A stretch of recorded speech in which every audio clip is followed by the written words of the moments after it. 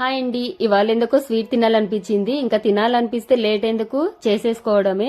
అందుకోసం నేనైతే సగ్గుబియ్యం బెల్లం కాంబినేషన్ లో సింపుల్ గా పాయసం అయితే ప్రిపేర్ చేశాను. దానికోసం ఒక కప్పు సగ్గు బియ్యాన్ని ఒక 2 అవర్స్ ముందే నానబెట్టుకొని పక్కన పెట్టుకోవాలి.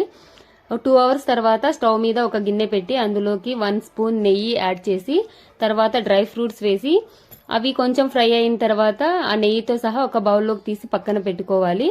అండ్ అలాగే అదే గిన్నెలోకి మనం ముందుగా నానబెట్టి పక్కన పెట్టుకున్నాం కదా సగ్గు బియ్యము, వాటినైతే అందులో వేసేసి ఒక కప్పు సగ్గు బియ్యానికి 4 కప్పుల వాటర్ వేసి ఉడికించుకోవాలి. ఈ సగ్గు బియ్యం ఇలా చేత్తో టచ్ చేసి చూస్తే జారిపోతుంది అనమాట. ఇంకప్పుడు పూర్తిగా ఉడికిపోయింది. ఇప్పుడైతే ఒక కప్పు సగ్గు బియ్యానికి 1.5 కప్పు బెల్లం అయితే వేసుకొని ఒకసారి అలా అంతా కరిగే విధంగా కలుపుతూ ఉండాలి. ఇప్పుడు చూడండి బెల్లం అంతా కరిగిపోయింది కదా. ఇలా కరిగిన తర్వాత ఒక 5 మినిట్స్ అలా చల్లగా అయ్యేంత వరకు పక్కన పెట్టుకోవాలి.